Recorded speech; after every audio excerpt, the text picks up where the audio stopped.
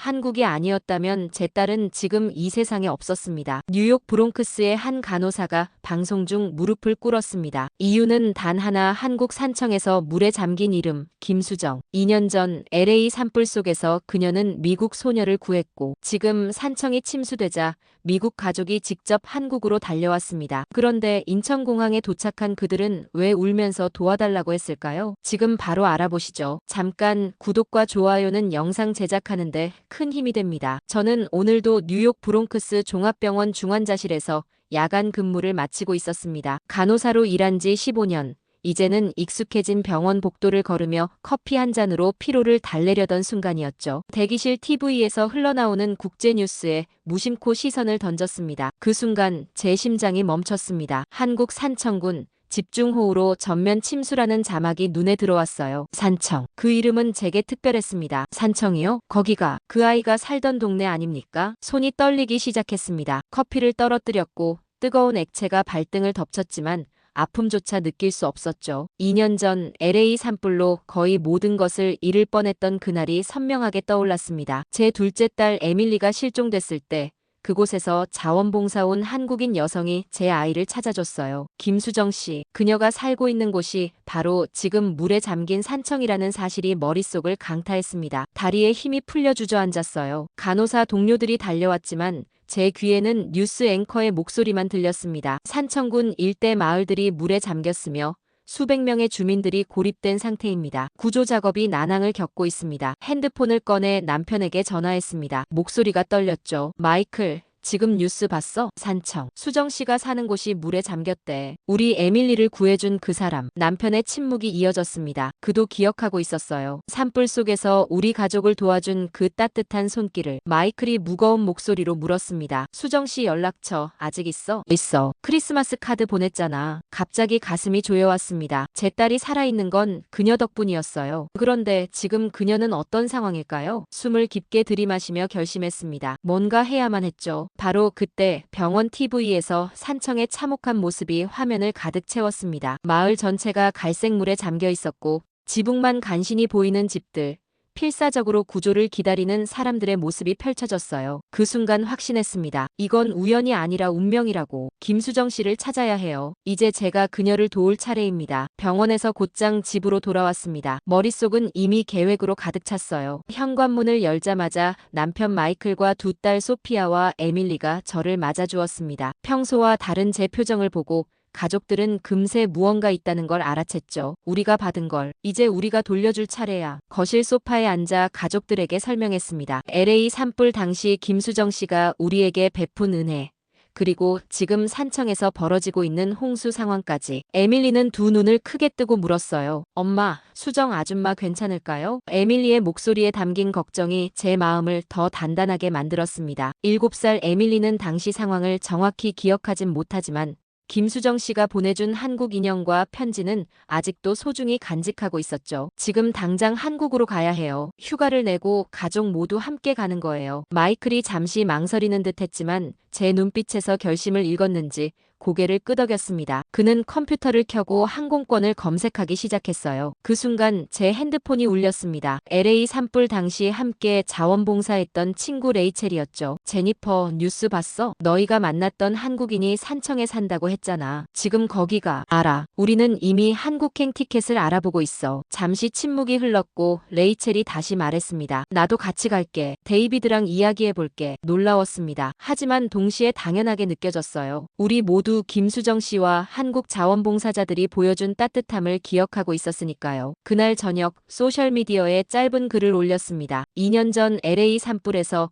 우리 가족을 구해준 한국인 자원봉사자가 지금 홍수로 고통받고 있습니다. 우리 가족은 한국 산청으로 갑니다. 함께 하실 분? 아침에 일어나 보니 메시지가 수십 개 도착해 있었어요. LA에 사는 한국계 미국인 친구들, 병원 동료들, 심지어 한 번도 만난 적 없는 사람들까지 모두가 도움을 주겠다고 했습니다. 24시간도 되지 않아 우리는 12명의 자원봉사단을 꾸렸고 구호물품과 장비도 준비했죠. 마이클이 비행기 티켓을 예약하면서 말했습니다. 내일 밤 비행기야. 인천까지 직항으로. 그때 에밀리가 자기 방에서 무언가를 들고 나왔어요. 김수정 씨가 선물한 한복 입은 인형이었습니다. 에밀리의 얼굴에는 결연한 표정이 서려 있었죠. 이거 수정 아줌마한테 돌려줘야 해요. 아줌마가 잃어버렸을지도 모르잖아요. 아이의 순수한 마음에 눈물이 났습니다. 이제 우리가 도울 차례였어요. 국경을 넘어, 언어를 넘어.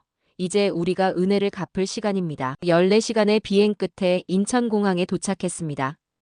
피곤함보다 초조함이 더 컸어요. 비행기 안에서 본 뉴스에 따르면 산청의 상황은 점점 악화되고 있었습니다. 산사태까지 겹쳐 일부 마을은 완전히 고립된 상태였죠. 입국장으로 들어서는데 놀랍게도 취재진들이 모여 있었어요. 어떻게 알고 온 거지? 마이클이 놀란 표정으로 물었습니다. 곧 이유를 알게 됐어요. 레이첼이 SNS에 우리의 이야기를 공유했고 한국의 언론사들이 이 소식을 접한 것이었습니다. 미국인들이 홍수 피해 지역을 돕기 위해 자발적으로 온다는 소식은 이례적이었나 봐요. 카메라 플래시가 터지고 마이크가 앞으로 내밀어졌습니다. 당황스러웠지만 이 기회를 놓칠 수 없었어요. 제가 앞으로 나섰습니다. 이 나라가 우리 아이를 살렸어요. 제발 도울 기회를 주세요. 갑자기 무릎을 꿇었습니다. 계획한 것은 아니었어요. 그저 김수정 씨를 만나고 싶다는 간절함이 몸을 움직였던 거죠. 함께 온 자원봉사자들도 하나둘씩 무릎을 꿇었고 소피아와 에밀리는 준비해온 한글 피켓을 들어올렸습니다. 산청을 도우러 왔습니다. 공항은 순간 조용해졌습니다. 취재진들도 지나가던 승객들도 우리의 모습에 발걸음을 멈췄어요. 한 여성 기자가 다가와 물었습니다. 왜 이렇게까지 하시는 건가요? 깊은 숨을 내쉬며 대답했습니다. 2년 전 LA 산불이 났을 때 한국인 자원봉사자들이 우리 딸을 구해줬어요. 그중 한 분이 산청에 살고 계신데 지금 그곳이 물에 잠겼다고 들었습니다. 우리는 그분을 찾아 도움을 드리러 왔어요. 말을 마치자 눈물이 흘렀습니다. 기자의 눈에도 눈물이 고였어요. 이내 다른 기자들도 질문을 던지기 시작했습니다. 그들의 표정에서 놀라움과 감동을 읽을 수 있었죠. 구체적인 계획이 있으신가요? 어떤 도움을 주실 예정인가요? 그 한국인의 이름은 어떻게 되나요? 질문이 쏟아지는 가운데 공항 관계자로 보이는 남성이 다가왔습니다. 그는 공손하게 인사하며 말했어요. 여러분의 이야기에 감동받았습니다. 산청으로 가는 교통편과 필요한 도움을 드리겠습니다. 그 순간 느꼈습니다. 우리의 여정이 이미 시작되었다는 것을. 이건 단순한 은혜 갚기가 아니라 국경을 넘어선 인간적 연대였습니다. 소피아가 제 손을 꼭 잡으며 속삭였어요. 엄마, 우리 정말 수정 아줌마 만날 수 있을까요? 아이의 눈을 바라보며 확신했습니다. 꼭 만날 거야. 반드시. 공항을 나서는 순간 한국의 하늘이 우리를 반겼습니다. 이제 산청으로 가야 합니다. 김수정 씨를 찾기 위한 우리의 진짜 여정이 시작되었습니다. 산청으로 향하는 길은 쉽지 않았습니다. 도로 곳곳이 유실되었고 우회로를 타야 했죠. 마침내 재난지역 인근에 도착했을 때 그 광경은 TV에서 본 것보다 훨씬 처참했어요. 마을 전체가 갈색물에 잠겨 있었고 집들은 지붕만 간신히 보이는 상태였습니다. 현장에는 이미 한국 구조대원들이 작업 중이었어요. 우리가 도착하자 그들은 의아한 표정을 지었습니다. 외국인 자원봉사자들이 직접 장비를 들고 현장에 온 경우는 드물었을 테니까요. 지금 필요한 건 속도입니다. 드론 띄우고 수색 매핑부터 시작하죠. 마이클이 가져온 드론 장비를 꺼내며 말했습니다. LA 소방서에서 일했던 그의 경험이 빛을 발하는 순간이었죠. 우리 팀은 재빨리 움직였습니다. 레이첼과 데이비드는 인명 탐지견을 준비했고 다른 팀원들은 구조 장비를 세팅했어요. 한국 구조대장으로 보이는 분이 다가왔습니다. 여러분, 어떻게 이런 장비를 미국에서 가져왔어요? LA 산불 당시 우리를 도와준 한국인 자원봉사자를 찾으러 왔습니다. 김수정 씨라고. 그분이 이 지역에 살고 계시다고 들었어요. 구조대장의 표정이 변했습니다. 그는 잠시 생각하더니 무전기를 들었어요. 본부에 연락해서 김수정 씨 찾아봐. 미국에서 온 자원봉사자들이 찾고 있어. 드론이 공중으로 올라갔습니다. 마이클이 태블릿으로 실시간 영상을 확인하며 지도에 표시하기 시작했어요. 침수 지역의 정확한 상황,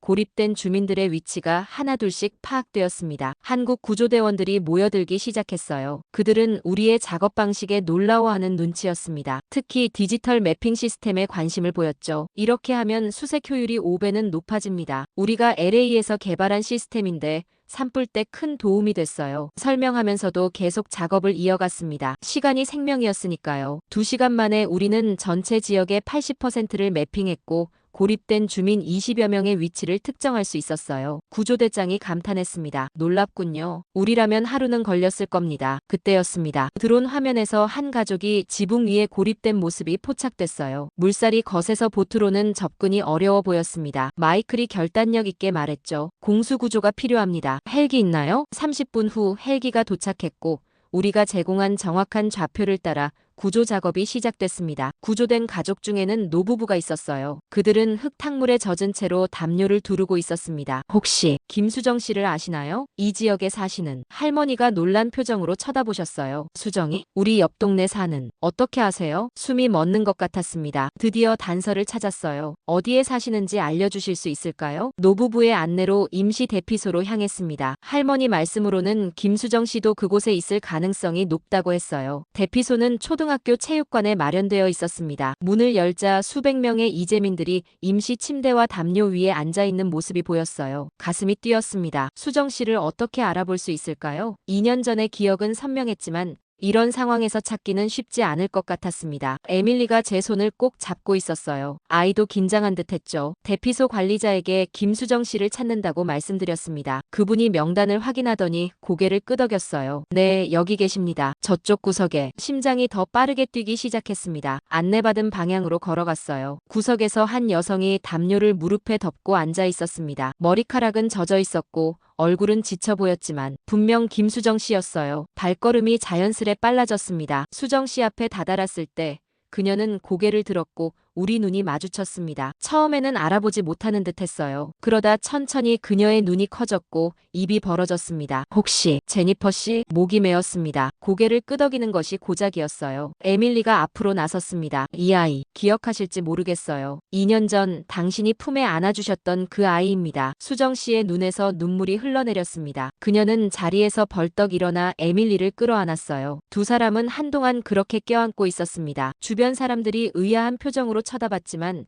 우리에겐 중요하지 않았어요. 어떻게 여기에? 수정 씨의 목소리가 떨렸습니다. 저도 참지 못하고 눈물을 흘렸어요. 뉴스를 봤어요. 산청이 물에 잠겼다고. 당신이 이곳에 산다는 걸 기억하고 있었어요. 마침내 마음을 추스르고 이야기를 나눴습니다. 수정 씨는 남편과 함께 살고 있었는데 홍수가 났을 때 남편이 출장 중이었다고 해요. 집은 완전히 침수되었고 겨우 몇 가지 소지품만 챙겨 탈출할 수 있었다고 했습니다. 모든 게 물에 잠겼어요. 20년 동안 모은 추억들이. 수정 씨의 말에 가슴이 아팠습니다. 마이클이 다가와 말했어요. 우리가 도울게요. 그리고 혼자가 아니에요. 그제서야 수정 씨는 우리 뒤에 서 있는 다른 자원봉사자들을 발견했습니다. 그녀의 표정이 놀라움으로 가득 찼어요. 이 모든 분들이? 네, 모두 LA에서 왔어요. 당신과 한국 자원봉사자들이 우리에게 베풀어준 은혜를 갚으러 왔습니다. 수정 씨는 말을 잊지 못했습니다. 그저 고개를 숙이고 흐느꼈어요. 주변에 있던 다른 이재민들도 이 광경을 지켜보며 눈시울을 붉혔습니다. 에밀리가 가방에서 무언가를 꺼냈어요. 수정 씨가 선물했던 한복 입은 인형이었습니다. 이거 잘 가지고 있었어요. 이제 아줌마가 필요할 것 같아서 가져왔어요. 수정 씨는 인형을 받아들고 에밀리의 머리를 쓰다듬었습니다. 그 순간 저는 깨달았어요. 우리는 단순히 은혜를 갚으러 온 것이 아니라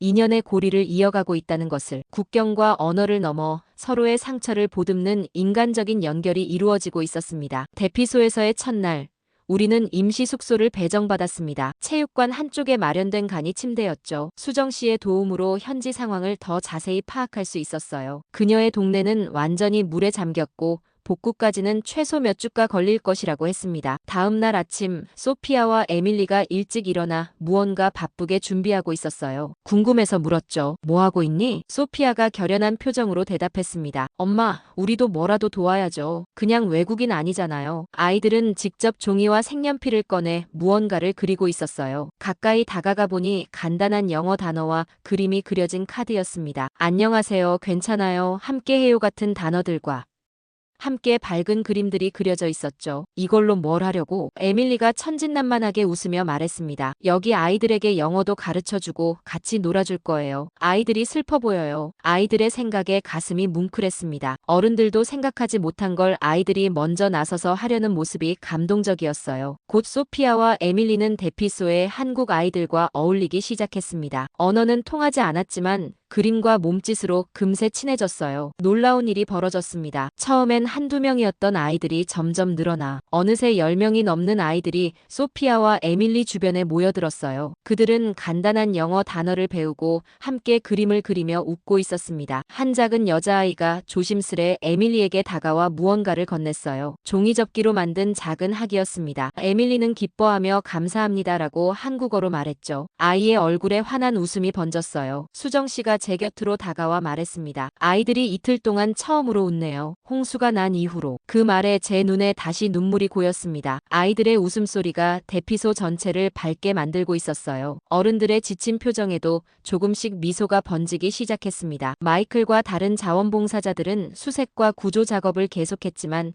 소피아와 에밀리는 대피소에서 자신들만의 방식으로 도움을 주고 있었어요. 그들의 작은 교실은 점점 커져갔고 한국 아이들은 영어 단어를 배우는 동안 우리 아이들은 한국어를 배우기 시작했습니다. 감사합니다. 안녕하세요, 친구. 에밀리가 첫 한국어 문장을 말했을 때 주변의 모든 어른들이 박수를 쳤어요. 한국 아이들은 그런 에밀리를 보며 더 적극적으로 영어를 배우려 했고 금세 간단한 영어 단어들이 대피소에 울려 퍼졌습니다. 셋째 날, 대피소 관리자가 제안을 했어요. 아이들을 위한 임시 학교를 만들면 어떨까요? 이 상황이 몇 주는 더 지속될 텐데. 그렇게 체육관 한쪽에 국제 우정 교실이 만들어졌습니다. 소피아와 에밀리는 매일 아침 일어나 교실을 준비했고 한국 아이들은 설레는 표정으로 그들을 기다렸어요. 아이들은 서로의 문화, 노래, 게임을 배우며 특별한 우정을 쌓아갔습니다. 어느 날 한 노인분이 저를 찾아오셨어요. 손에는 작은 비닐봉지가 들려 있었습니다. 이거 손녀가 만든 건데 당신 딸에게 주고 싶대요. 봉지 안에는 한복을 입은 작은 인형이 있었어요. 서툴게 만들어진 것이었지만 정성이 가득 담겨 있었습니다. 그분은 말을 이었죠. 외국인이 와서 우리를 도와준다는 건 생각도 못했어요. 특히 이런 상황에서 고맙습니다. 이렇게 우리는 단순한 구호 활동을 넘어 진정한 문화 교류의 다리를 놓고 있었습니다. 아이들은 어른들보다 더 빨리, 더 깊게 서로를 이해하고 받아들였어요. 국적도 언어도 중요하지 않았습니다. 그저 서로를 돕고 함께하는 것.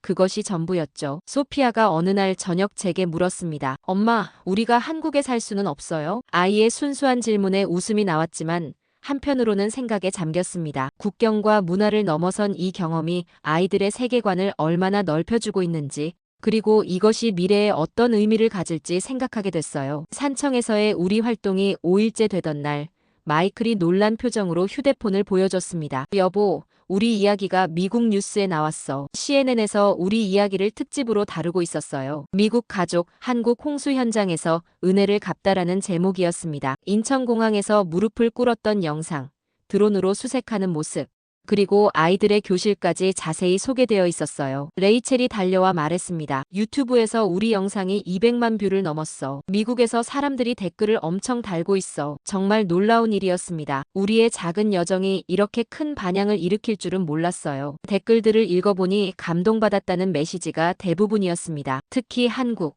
그 나라가 우리를 도왔습니다. 지금 우리가 도울 차례입니다. 라는 마이클의 인터뷰 구절이 많은 이들의 마음을 움직인 것 같았어요. 그날 저녁 뉴욕의 병원 동료들에게서 영상 통화가 왔습니다. 제니퍼, 우리도 뭔가 하고 싶어. 어떻게 도울 수 있을까? 이 질문이 시작이었습니다. 24시간도 채 지나지 않아 미국 전역에서 한국 돕기 운동이 시작됐어요. 뉴욕의 간호사들이 K-은혜 갚기 챌린지라는 해시태그를 만들었고 이는 순식간에 트위터와 인스타그램에서 퍼져나갔습니다. 보스턴의 대학생들은 캠퍼스에서 모금 활동을 시작했고 LA의 교회들은 물품을 모아 한국으로 보내기로 했어요. 심지어 미국 내 한인 커뮤니티들은 특별 기금을 마련해 산청 복구를 돕겠다고 나섰습니다. 한국 대사관에서 연락이 왔어요. 대사님께서 직접 통화하고 싶다고 했습니다. 제니퍼 씨, 정말 감사합니다. 양국 관계에 이렇게 큰 기여를 하셨네요. 당황스러웠습니다. 저희는 그저 은혜를 갚으러 온 것뿐인데 이제는 국가 간 외교 이야기까지 나오고 있었으니까요. 하지만 한편으로는 이런 파급력이 가져올 긍정적인 변화에 기대가 되었습니다. NYT에서는 정치가 실패한 곳에서 감동이 승리하다라는 제목의 사설을 실었고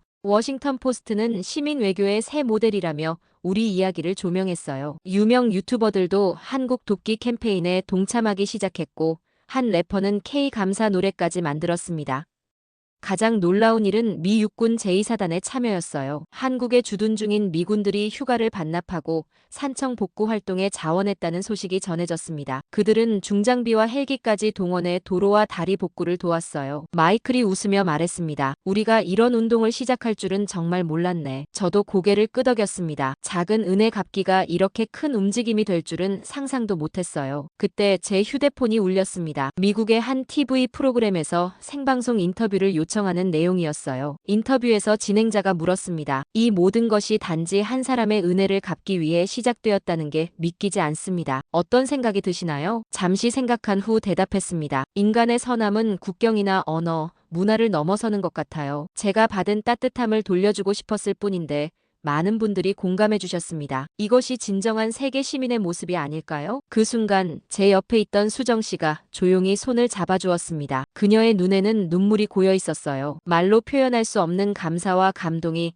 그 작은 손길에 담겨 있었습니다. 산청에 온 지 2주가 지났습니다. 마을의 물은 점점 빠지고 복구 작업은 예상보다 빠르게 진행되고 있었어요. 미국에서 시작된 K-은혜 갚기 챌린지는 이제 전 세계로 확산되어 캐나다, 영국, 호주에서도 한국 돕기 운동이 이어지고 있었습니다. 수정 씨의 집도 조금씩 원래 모습을 찾아가고 있었어요. 마이클과 다른 자원봉사자들이 직접 나서서 청소와 수리를 도왔고 미국에서 보내온 후원금으로 필요한 가구와 가전제품도 새로 구입할 수 있었습니다. 우리 가족의 귀국 날짜가 다가왔어요. 비행기는 내일 오후에 인천을 출발할 예정이었죠. 마지막 날 산청 군수님이 우리를 군청으로 초대했습니다. 그곳에는 많은 주민들과 기자들이 모여 있었어요. 군수님은 우리에게 감사패를 전달하며 말씀하셨습니다. 여러분은 국경을 넘어선 진정한 이웃의 모습을 보여주셨습니다. 산청은 영원히 여러분을 기억할 것입니다. 수정 씨도 앞으로 나와 마이크를 잡았어요. LA에서 우리가 받은 그 손길, 산청에서 다시 이어졌습니다. 이것이 바로 인류애의 순환이 아닐까요? 그녀의 말에 모두가 박수를 보냈습니다. 저도 무대에 올라 몇 마디 인사를 전했어요. 처음에는 단지 한 사람에게 받은 은혜를 갚으러 왔습니다. 하지만 이곳에서 우리는 더 큰 가족을 만났어요. 국적은 다르지만 마음은 하나라는 걸 배웠습니다. 행사가 끝난 후 마지막으로 수정 씨의 집에 들렀습니다. 이제는 거의 원상복구된 집이었어요. 그녀는 우리를 위해 작은 송별회를 준비해 놓았습니다. 한국 전통 음식들이 가득한 상이 차려져 있었죠. 식사를 하면서 지난 2주간의 이야기들을 나눴어요. 처음 만났을 때의 눈물, 함께 일했던 순간들, 아이들의 우정, 모든 것이 소중한 추억이 되었습니다. 저녁이 깊어갈 무렵 수정 씨가 조그만 상자를 건넸어요. 이건 우리 가족의 전통 놀이개예요. 100년 넘게 대대로 내려온 것인데 제니퍼 씨 가족에게 드리고 싶어요. 감동의 말을 잇지 못했습니다. 그녀에게 이보다 더 소중한 선물은 없을 텐데 그것을 우리에게 주겠다니. 수정 씨, 이걸 어떻게? 수정 씨가 미소 지으며 말했습니다. 이젠 당신이 제 아이의 은인입니다. 우리 인연이 여기서 끝나지 않았으면 좋겠어요. 다음 날 아침 공항으로 향하는 길에 소피아와 에밀리는 조용히 뭔가를 쓰고 있었어요. 한글로 쓴 편지였습니다. 그들은 대피소의 친구들에게 주기 위한 마지막 선물을 준비하고 있었죠. 인천공항에 도착했을 때